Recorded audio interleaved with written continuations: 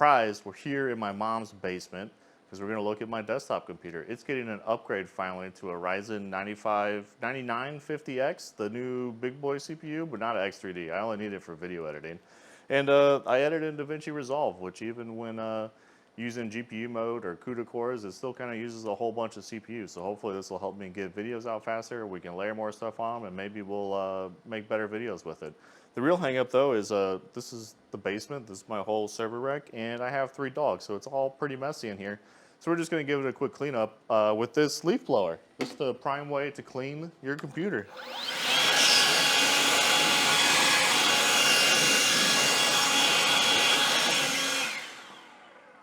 And done. Okay, we figured out how to escape from my mom's basement, and now we're in her dining room. And we're going to take a look at this still dirty machine. So I guess the leaf blower probably isn't the best method to clean out your computer, but I still recommend it. The main issue we have here is my water loop, and I realized once I started taking this thing apart that my CPU block is actually mounted from the rear. So I have to pull the whole board out, which means I have to lift the GPU as well. So I figured I'll just go ahead and do a whole loop cleaning while we're at it with this thing. And I've already drained all the water out of the loop, and we're gonna go ahead and pull the motherboard. So let's get to that. Whoop! All right, I got one little screwy left in here to get out, and then we'll start pulling other stuff. So we have one motherboard screw up here. Where is my top? We'll hide all our screws away in the top of the screwdriver kit. And then I'm going to start undoing some things.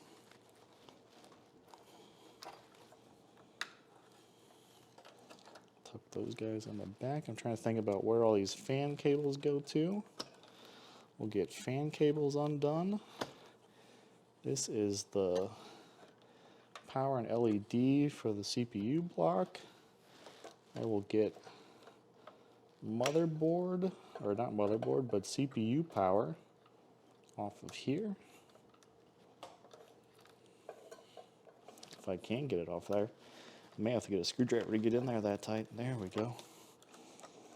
Whew. All right, this one is motherboard power. I got some of these cables taped in here. So that will get out of the way. And whew, okay, this is going to be the first real check here on how much water is out of the loop. So we will undo this collar. We are going to pop this guy. I think the tube is on here tighter than the fitting is. A little bit of drippies. Nothing in there. Good job, me. And my wife. She was perfect and helped a lot. All right, so now we can try tube the 2. Get this guy off of here. This one should face straight up, so it shouldn't be as big of a deal. Apparently it's going to wiggle out the other way, though. There we go. One tube. And lastly, this guy should be able to fit out of the case. Apparently I need to undo that collar first. All right, get out of the case and come right off. Nothing in there, so that's really good. One of the main issues I noticed when we started poking around on this, and if I can disconnect my GPU, I can reach under it. Somewhere under here is the release. Get the old flashlight. Find the release.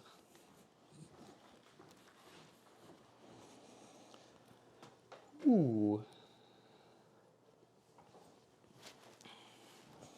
We'll do this Darth Vader style and come from behind.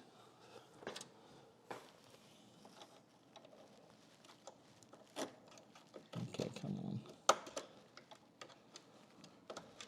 Is that it? Did I hit it by accident? Nope. All right, well, maybe we're just going to evacuate the motherboard first and see what... Oh, duh.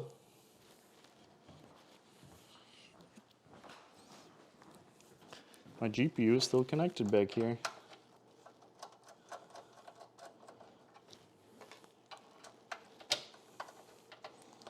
Probably not going to come out too easy. I'm holding on to her like that. Let's see if we can get this out of here. And what else might still be plugged in? What else might still be taped together? I think we're just going to have to sacrifice and say all the front headers and everything else has to go.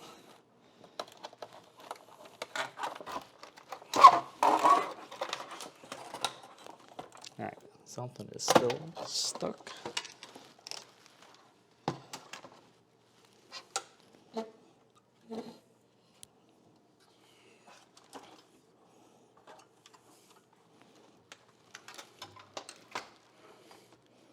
Okay.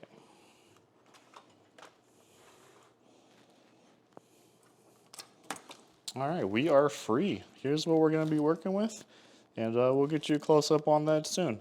We've got the motherboard loose. I've got my GPU free, and one of the big concerns here, you can see all this corrosion that's inside of the block. So I'm hoping that's just like surface corrosion, and it will wipe out of there when we get to cleaning it. Because I really don't want to buy a new block for this. We may have to get its air cooler back on it. But the main thing we want to do here, because this started out as a CPU swap, is I have to get this water block. What is it? It's a water block, a pump, and a reservoir all in one from EK. I don't know if we can shop at EK anymore. We'll have to wait and find out what I do in the future for water stuff. But these blocks bind from the back. So these ones, they don't have screws on the front, and they're like reverse mounted in here. So you turn right to loosen,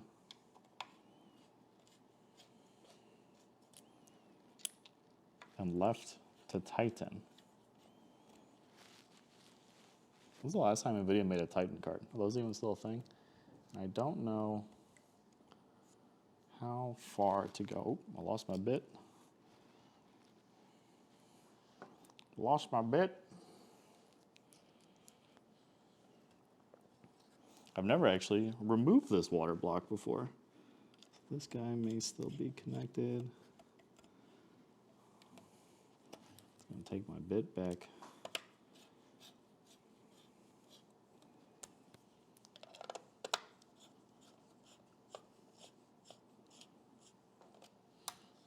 Let's see how we're wiggling here. If any of these are loose.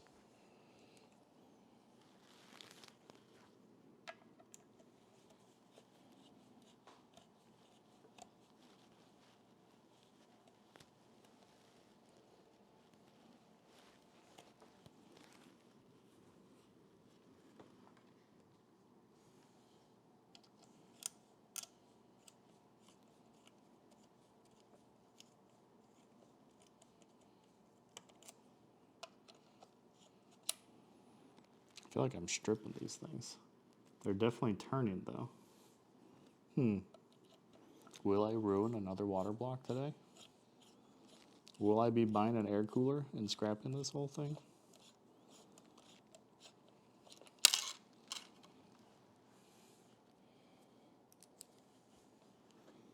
Okie dokie. Some of these are definitely getting loose on here. There we go. Now, are they all loose? I think only... Oop.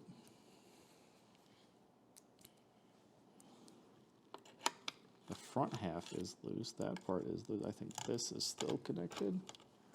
All right, now we're all loose. Okay. Happy days. A block removal. We're stuck in the towel. Stuck in the towel. Pins in the towel. We didn't get... Oh, got some water coming. May I have the cup? Did I put the cup in the wrong spot? Okie dokie. I did a bad thing. I left my water cup in the other room, and I got a bunch of goop on the bottom of this thing, so I can't put it down just yet. There we go. The old goop cup. What side were you trying to leak out of? Okay, I poured it all out already, I guess. We'll be fine. So this thing's pretty hefty. You can see the pump down on the bottom has a full D5 pump inside of it. Got our good old goop on there, so we got some coffee filters and stuff to clean our goop up. And then we're gonna get this 7950X out of here and get ready for our 9950X. Whew. I'm an old man, my back is hurting from this kind of work. Yeah. These Ryzen chips, though, fit in here in such a nice way. Like, it's so easy just to polish it up. I'm gonna come in here and get a tight look at the CPU number. You may have to bring that thing all the way over here.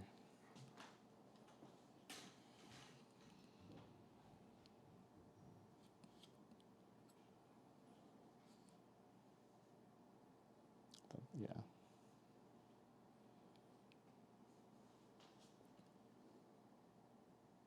So this is our 7950X. Let me go get the new one. We'll see about slotting that guy in here. Slotting that old guy in here. What's prevailing opinions on thermal paste? When I was a young laddie, Arctic Silver was the way to go. So I have a bunch of Arctic Silver around the house. I don't know if this stuff expires. It probably expires. Keep away from children, so I probably shouldn't have handled this. But I went to the ye old Micro Center and bought some Cryonaut. I know Thermal Grizzly makes some of the best stuff. I know it ships inside of Noctua products now. Or maybe it ships inside of EK products. Someone's selling Thermal Grizzly straight with their stuff. So let's rip this guy open and see what's in here. Ah. I bought this because I thought I was just doing the CPU. And it looks like it's probably just enough for my CPU. So I'll probably end up doing that, and then I bet I end up putting Arctic Silver onto the GPU. We got instructions in here. A little paddle in case you're bad and you're in a little tiny fraternity. And then here's our replacement. Here's our Ryzen 9 9950X. We're gonna get so many more cards per RAM out of this guy. It's gonna be perfect. So I'm gonna actually open this box. Ooh, I can use my new putty thing to get inside the box. Look at this. The box is smarter than me. Maybe I can't use the little putty thing to get inside the box. Kind of punched the motherboard a little bit there. Motherboards with pins are not delightful to punch. Don't try that at home. All right, I'm gonna save this box. So I think I'm gonna give this away to a friend when I'm done with it. So this is also going over there. And here's the 9950X. Going to release it from its prison and set it down over here. And make sure it's loose in here. I can pick it up gently, and then we will unleash this guy. I'm so happy that AMD has swapped to pins in the socket instead of pins on the CPU, because I had a 5950X that just, when I was trying to remove a heatsink on it, the thermal paste wouldn't release, and it just pulled the whole CPU out of the socket, and I lost a bunch of pins. So it was a rip to that guy. But we will swap these two now. 7950X goes into this guy's home. And let's see. This one has a corner. It looks good to me. Are they trying to trick us with the Intel corner? The Intel corner points to the lower corner. The AMD gold corner is up there. This looks correct to me, so we will tie him back up. All right, I got everything polished up on the bottom of the CPU block, so we're gonna try putting this Thermal Grizzly on here. I didn't get the liquid metal because I didn't want to have to spread it out too much. What do you guys think on spread methods? I grew up grain of rice. I probably do more of the X these days, and I don't normally use the spreader. So judge me in the comments on what you want to do. I normally, there's too much stuff. We go X. I like X, and some people put a dab on all the sides. There's a whole lot. How much do you think you're supposed to use? How much is actually inside of this thing? How many grams? I don't know how many grams it is, but I feel like that's more than sufficient. I'm not a fan of the spreader because I'm bad at it. That doesn't mean you shouldn't try to use it. A nice thin layer of thermal paste is best for conductivity. If you are bad at it like I am, you put the big X on there. Generally, once you get the pressure from the heatsink on top of it, it will smush it all around. It will kind of, I don't want to say self-level, but it'll do a pretty good job of smoothing itself out of there. You can see when we took it off, I had paste all over the place. And I didn't do anything except put an X on it last time. So it had pretty good coverage. The thing we don't want to do is wiggle the block all around while we're doing it. So that is what we want to be careful of here. Try to wiggle these cables back in their correct position. What is that? That is the collar for the other one. And I'll try to set this exactly where we need to go. And then we will turn it over and begin to screw again. It's kind of dark in there, I'm sorry. So, and like I said, it's reversed. So it goes left instead of right to tighten. Oops. I'm just going to try to set it like that for now.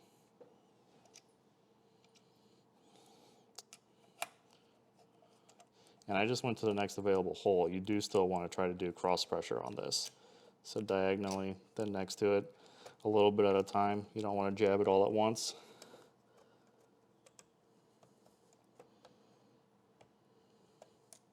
I feel like that thing really having a struggle coming back on. All right, we'll get this all tightened up. All right, I got that block tightened all the way down. I did go and find the actual tool.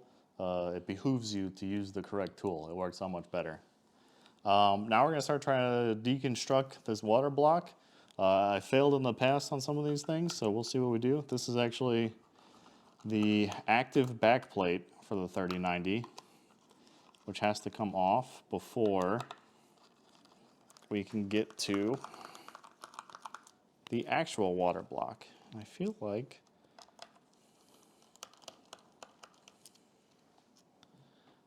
this thing isn't on there all that great. I don't remember exactly. Maybe the front end has to come off. I feel like that's a trick to some of these newer EK blocks. Where did I put my bit? Over here. Right by my hand where I could find it. All right, so like, I don't think this is the standard piece that comes with the 3090 block. I think you have to back these screws out to get the back plate and the front plate off of it now. Normally you used to only change these things out when you had like a multi-block scenario and you wanted to put a different distribution in here.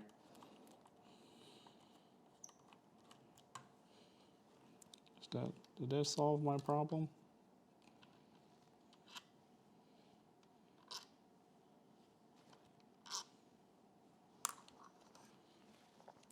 This might also have thermal paste on the back. I'm not 100% sure anymore. All right, well, it turns out I'm just a fool. There's a screw sitting right here that I didn't see. I did need to back these out, but that's why it felt so tight. So there's no thermal paste on the back. There is just thermal pads. So these should all be good. They look really good. This one's kind of dusty, so that one's probably cut a little bit long. These guys look like they're all going to hang in there just fine. So I think for me, One of the scariest things about these water blocks, another little tiny screw fell out. This is probably why I'm missing 2 of them before I even got started. They're not really attached by much. You know, here's the 4 screws that hold it right over the GPU. And there isn't a whole lot else on these sides. Sometimes there's 1, usually 2 here on the retention bracket. That'll actually, this one doesn't even go into the block. I think I'm missing the one that would. So, you know, this thing's a fine performer. But this thing's actually like been busted and RMA'd and put back together a number of different times. It just keeps going. I used to be terrified of working on GPUs, and now I just kind of beat them up. I'm mean to them. Be mean to your GPU. Make it do what you want. Don't take anything from it. All right, so we're going to crack this thing. We just got 4 screws here. Easy peasy. I am going to try to save these little plastic washers. I do like those.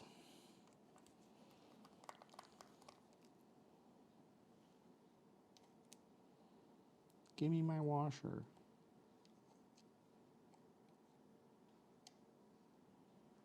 Give me my washer. Here we go. Safe. Get back on your little screw. Whoop. I dropped it and immediately dropped the little washer again. Okie dokie. There goes that. I can already feel that it shifted right there. I feel like it took itself right off. So there we go. There's the clean side. You can see I have 2 different, oh my god, there's the dog hair in here. I have dogs if you didn't know that. But yeah, these pieces look nice. They still look like they're doing well inside of here. These are the extra pieces that came with the back plate. And yeah, maybe we need a little bit more thermal paste on there. I don't think that's a real bad spread on it, but could be a little light. I never had 10 problems with this. But I'm going to polish these up, and we'll be right back with the addition of new. All right, so we're going to polish up these dies real quick on both sides. And I've always been taught to use coffee filters for them. It's easy to get in here with the coffee filter. It kind of sucks everything up a little bit and doesn't leave any residue behind. I also grew up watching Jay's 2 Cents for how to do this. And, you know, he gets a little sloppy with it. That's probably why he's got 2 kids. And, yeah, you don't have to, like, really worry about all this residue around the edge because this is a GPU and not a CPU. And it's not a socket. We're right on top of the die. So we don't have to be concerned if we've slopped anywhere because these pieces aren't really touching anything. You can kind of get in there and clean it up a little bit more if you really want to, but I tend to find I start really spreading it around a whole ton. So we will get rid of that piece. And then we're going to do the same on the block side. The block side I will clean up a little bit better because this is just nickel. I can go right in here and get this all off, and it's really easy. This is definitely Arctic silver, though. I can feel the stickiness and the parts I got on my hand, but that is polished up nice and good. I didn't even use the alcohol, isopropyl alcohol. If you can't get it off, dip a little bit in there, and you'll be just fine. But yeah, these look great. So we're going to take our GPU and set it to the side, and we are going to start the tough part. We're going to start deconstructing this side of the block. So we need our other bit, and we're going to get rid of all this corrosion that's right inside of here and see if it's just superficial or looks kind of superficial to me, but we will see what's going on inside of there. So we will remove the acrylic part of the block, and it will let us in here to this section to clean it out.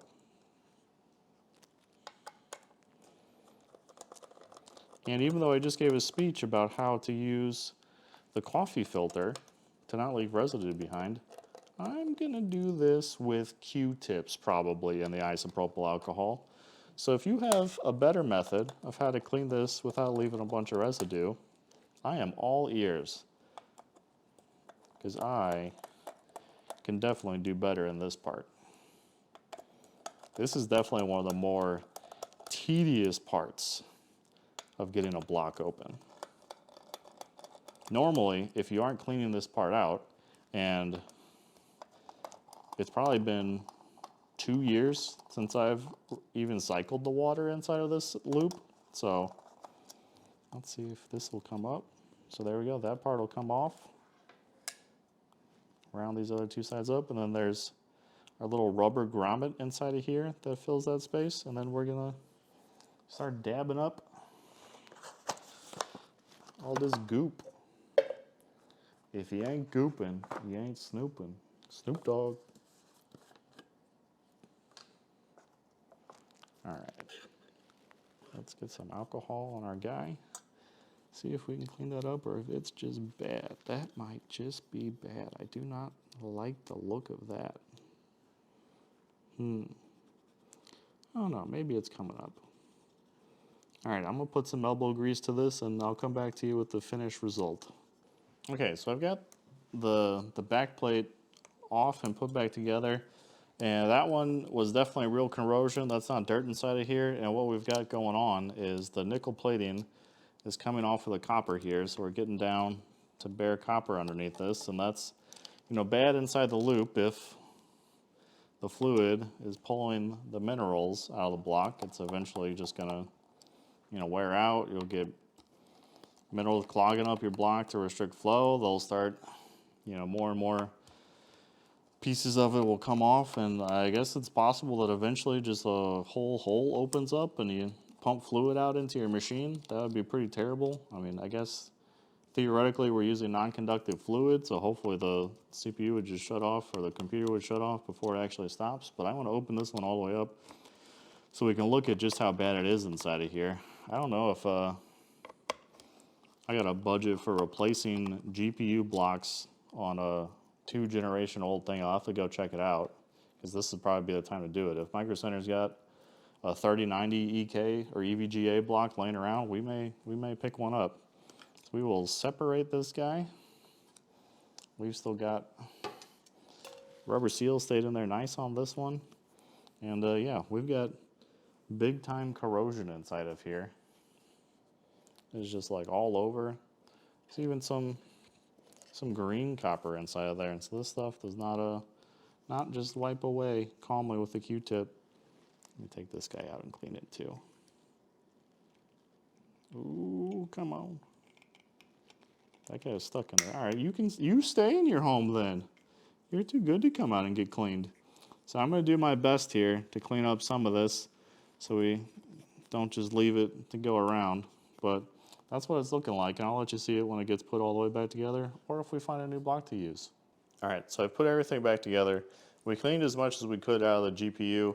That corrosion is just gonna have to live in there. I'm not gonna spend a whole bunch more on replacing 3090 water blocks. If I end up having an issue in the future, I still have the stock cooler, so that may just have to go back on there. But right now, it looks more like the nickel plating is just coming off rather than it's just eating through everything. So hopefully a good fluid change here is going to resolve some of those issues. So I've already flushed the loop once, and we're ready to put in our new coolant. So let's get in here, and we'll uncap this side of the reservoir. And then I've got a little guy to go on top. I got good old tubey. It's the tube I've used to fill computers for 900 years. It's probably the dirtiest tube I've got too, except for the one in my pants. All right, good old funnel time. And then what we got today to go in here is this Corsair Hydro Series. I feel like Micro Center kind of only carries this and some other stuff, so I'm just going to go with this, since apparently without EK, Corsair, Pirate Company, is a king of water cooling now. With a little seal on top. Oh, seal. A double seal on top.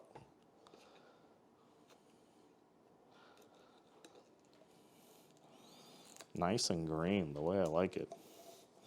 All right, so I don't have this configured in a way then I can open up another side to let air in. So we have to be pretty careful the way we pour some of our goop in here. And make sure the tube is on an angle that it actually goes down too. All right, so I'm going to load up the tube a little bit. And I've got the block plugged into my backup power supply on the side over here, and that lets us just jump the 24-pin connector so I don't have to turn the whole computer on while I'm filling the loop, so we don't have to worry about it getting wet and frying. So we'll turn the pump on, and then we may have to, ooh, there we go, right away. And we'll turn it right off. Get some air out of it. We don't want to let the pump run dry. So we're going to be a little careful as we fill this slowly. Some more green goop. This is greener than I thought it would be, but the green that I want. So that's great. I'm happy with this. Ooh, pumpy go. Big air bubble came out that time.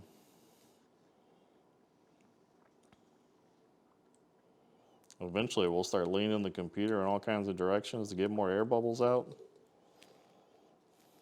Make sure we fill the radiators.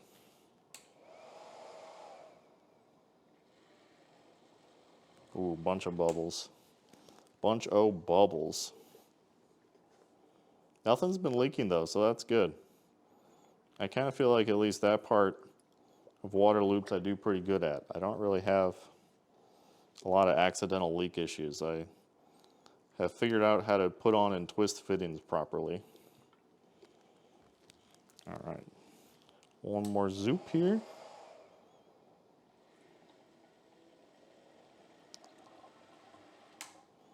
Really kind of choose those bubbles out of there. This is a 1 liter bottle of fluid, and I'm not sure if we'll even use the whole thing. I guess I should be careful and make sure I don't overfill it. One of these times the tube's not going to go down anymore. There we go, it ate that whole amount though. We'll try loading a little while it's going.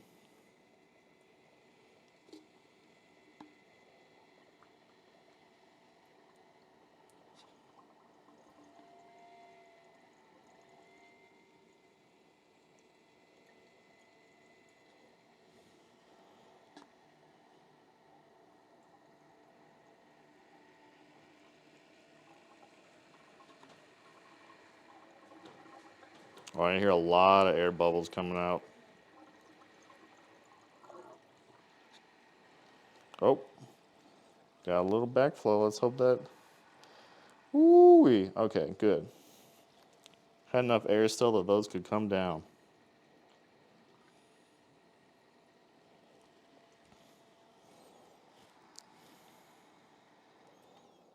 All right, I'm going to turn it off and I'm going to wiggle this thing all around, and when we come back, we should have a computer that's ready to power on. All right, I've got the loop all leak tested and back together. We got our nice green slime going again. We got our big fat power cable plugged in, and we're going to go ahead and boot it up. Let's see how we do. Ooh. I'm missing an RGB cable over here, but I got RGB everywhere else. We get some shiny stuff. All right, let's take a look and see what happens. I think this is a delete key situation.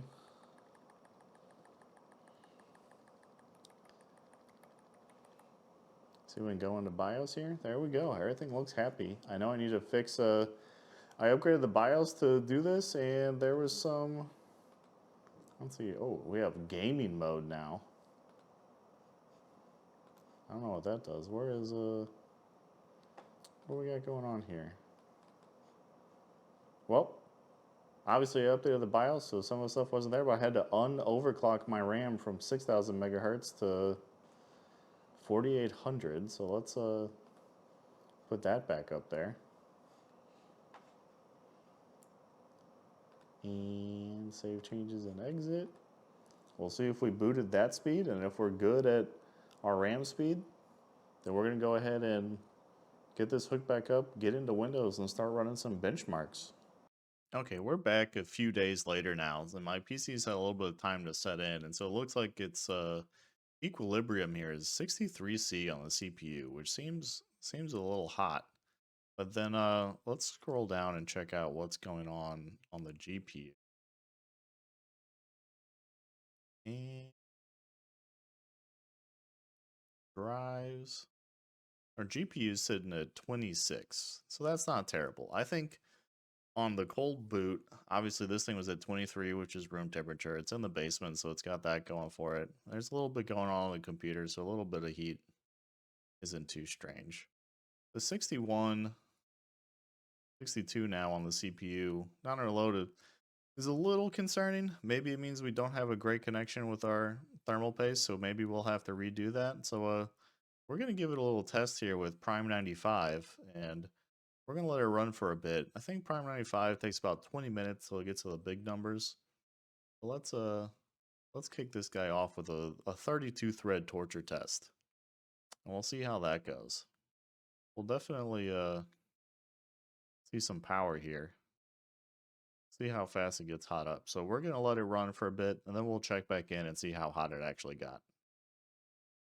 Well, it's been over 30 minutes since we started this stress test, and it looks like we peaked up here around 81C. So that's not terrible. And so I think that AM5 chip is just a little run hot. I don't know if I guess it's tough because of the offset on the chipset on the AM5, so maybe the block that I have, even though it was kind of made for AM5, since it's an AMD specific block, probably isn't offset properly, and the way that it mounts, I bet it can't be offset since it has to be screwed from the back. So we may just live at like that 60-degree idle life, but we can see it definitely won't cook itself on its own. There is a little bit of thermal throttling going on. I don't have the clock speed showing, but these are all kind of clocked down right now at like 4.7 gigahertz. The first 8 cores are at 4.7 gigahertz. The second 8 cores are at 4.8 gigahertz. Let me snag a screenshot of that while I'm yapping about it. That way we can show it right here in the video. And then I think I am going to go absolutely wild with this, and we are going to try to run Permark at the same time. I'm going to get this screenshot in. And now we've got, so we're at 82C. I wonder if that's from me taking the screenshot. Let's get back down. Where's our GPU temps inside of here? See what those guys are doing. So the GPU's gotten up to 33, even though it's not really participating a whole lot in this process. I bet that's just because the water is so hot. You know, the water may be going through the GPU first in the way my loop's configured, but or is it? It might be going through the CPU first, so we'll have to see. We're gonna go ahead and kick off Firmark though, and run this test at your own risk. Here we go. It is running, and I have to try to get it into OBS. Show me Firmark here. Oh, I know why things are going weird. I have a stream running in the background. All right, let's see if we can change Firmark here to the other Firmark. There we go. Boom. So Firmark is running, and our GPU temp is up to 40. See, we'll go back up to our CPU temp. I expect it'll pretty much remain the same because I think at this point, there's our core clocks. We're still sitting 4.7. I bet we're just going to settle in and we're just going to be capped at 4.7 gigahertz while that's running. And we're still going to sit at 80C or so. That's just where we're going to be. I may have to apply some overclocks in the BIOS to try to get it to go any further than that. But I think overall, 16 cores and 32 threads running over 4.3 is probably going to do wonders for anything I want to do video editing wise, which is really what this upgrade is for. And you know, maybe so we can handle throwing out a bunch of, ooh, we had a little bit of frame drop there. That was interesting. I don't think it's going to, as soon as I said I don't think it's going to do it again, I started doing it again. So yeah, so I guess we're getting a little bit of loss inside of here. I don't have anything open to show me how many hertz firm mark is running at. But my main monitor here is a Samsung Odyssey Arc, the 55-inch screen that's got 165 hertz refresh rate in 4K. So it should do okay there, but not surprised to see a few frames now and then have some struggles while we're also running the CPU stress test.